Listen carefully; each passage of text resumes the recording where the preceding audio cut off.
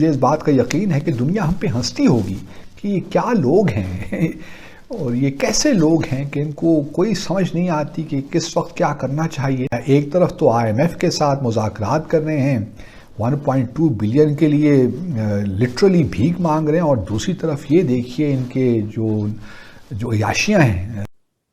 सब डरे हुए पाकिस्तान से। पाकिस्तान के न्यूक्लियर बॉम्ब से कोई नहीं डरता, पाकिस्तान के कटोरे से डरते हैं, क्योंकि इनका जो कटोरा है that is more powerful than nuclear weapon. मानिए मेरी बात, में मजाक नहीं कर रहा, न्यूक्लियर वेपन से ज्यादा पावरफुल है इनका। ठीक है, कभी भी कटोरा फेंक के किसी को भी मार सकते हैं, इनको बुलाया है। आप इस वक्त आईसीयू में ब्लीडिंग हो रही है आपकी, सबसे बड़ी बात यह है ब्लीडिंग है। आपके पास 3 बिलियन से भी कर्जा नीचे है, और 23वां 23rd प्रोग्राम है, कौन सा पहला है। आप बदनाम तरीन हो चुके हैं, ट्रस्ट फैक्टर है आपके ऊपर सीरियस। उनको they see you are not mature, you are not you will. उनको भी पता है कि आईएमएफ का पैकेज जो है आपके लिए नाकाफी है। आपकी नजरें सऊदी और यूएई और चाइना के पैसों पे है।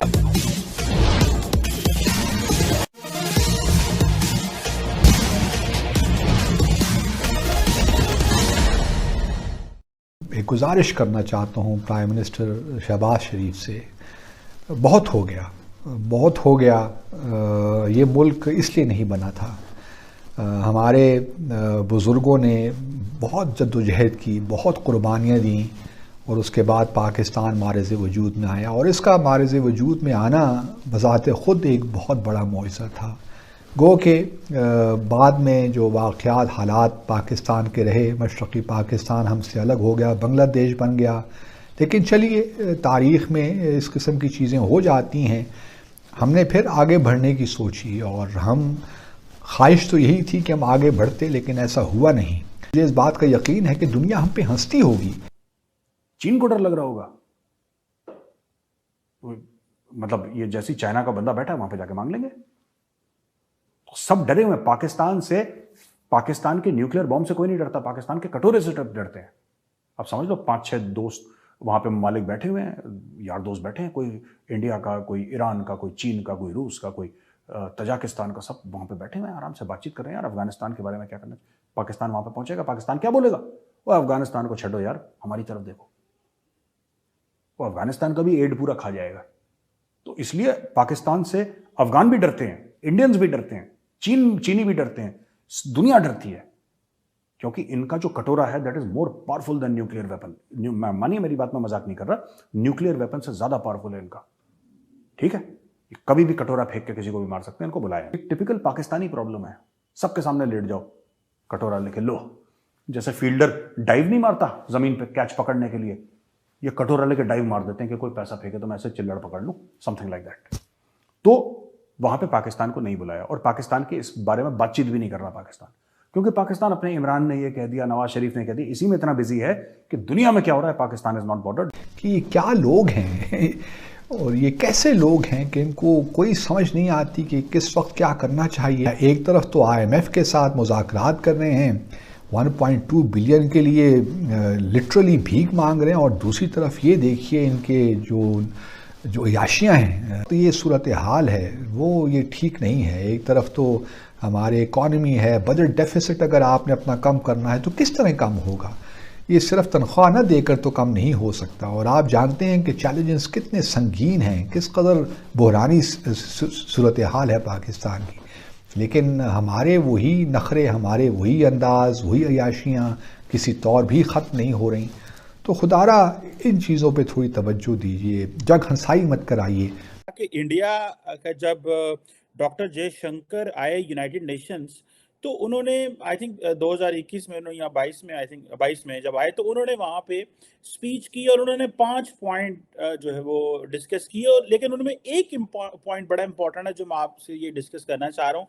उन्होंने कहा कि हमें लिबरेट करना है अपने आप को, कि जो कॉलोनियल माइंडसेट है, ये जो कॉलोनियल माइंडसेट से लिबरेट करना है। वही मैं जिस तरह आपको पहले कहता हूं, हमारे डीएनए में ये नहीं रिबेल करना, हमारे डीएनए में ये शामिल है कि अपनी लैंड के साथ वफादारी नहीं कर। देखिए इसमें जो बॉटम लाइन क्या निकलता है, क्योंकि आपके अंदर कौमियत नहीं है, कौमियत नहीं है, आप लंदन बासी हैं। आप इस वक्त आईसीयू में ब्लीडिंग हो रही है आपकी, सबसे बड़ी बात यह है ब्लीडिंग है। आपके पास 3 बिलियन से भी कर्जा नीचे है, और सबसे बड़ी बात है कि IMF वहां से आने के बाद 2-3 इंस्ट्रक्शन दे के आया। उन्होंने एक तो इंस्ट्रक्शन दी है, डार साहब जब तक हम आपको ग्रीन सिग्नल ना देंगे आपने प्रेस कॉन्फ्रेंस नहीं करनी।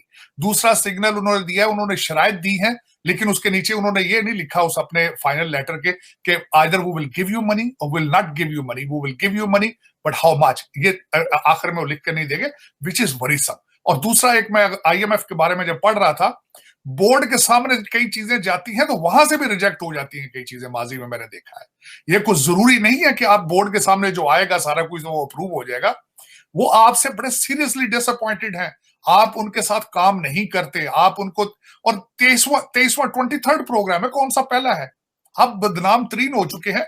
ट्रस्ट फैक्टर है आपके ऊपर सीरियस, उनको they see you are not mature, you are not you will, उनको भी पता है कि IMF का पैकेज जो है आपके लिए नाकाफी है, आपकी नजरें सऊदी और UAE और चाइना के पैसों पे हैं। आज से कुछ अरसा पहले ये भी सोचता रहा हूं कि पाकिस्तान का हल शायद टेक्नोक्रेट गवर्नमेंट है, लेकिन मैं उसको भी मैंने, क्योंकि आप उससे भी ज्यादा डीप जा चुके हैं इश्यूज के अंदर। इस वक्त दहशतगर्दी जो है वो मेरा ख्याल है टेक्नोक्रेट गवर्नमेंट के बस की बात नहीं होगी। इस वक्त आपका सिर्फ और सिर्फ वाहिद हल जो है एमरजेंसी या सीरियस एमरजेंसी या एक सीरियस मार्शल लॉ, उसके बगैर आप इससे बच नहीं पाए। अभी IMF जो यहां बैठी, सिर्फ 20 दिन का पेट्रोल है आपके पास पाकिस्तान। वजह यह है कि जब आप ज़हनी तौर पे आजाद ना हो, आपने जब ये सोच लिया हो, किसी को पता ही नहीं है पाकिस्तान क्या है, जो महाजर होकर आए हैं वो भी पाकिस्तान से प्यार नहीं करते।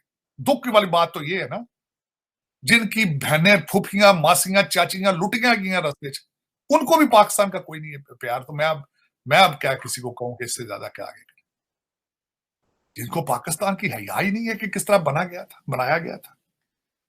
घंटे 2 लगते ठीक करना चाहता हो को पाकिस्तान, घंटे 2 लगते ECL बंद करो ते सारे नु फाड़ लो, आओ भाईजान को हिसाब किताब करिए, 2 घंटे ठीक हो जाता सारा कुछ, क्योंकि पुत्र चूरियां खाने वाले लित्र खाने वाले तो है नहीं है।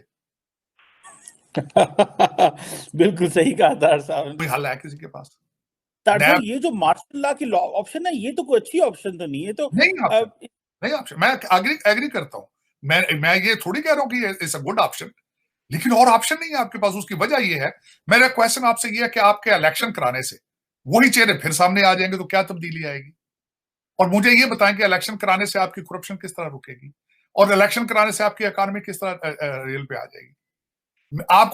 आपके पाकिस्तान के अंदर सख्त फैसले कौन कर पाएगा?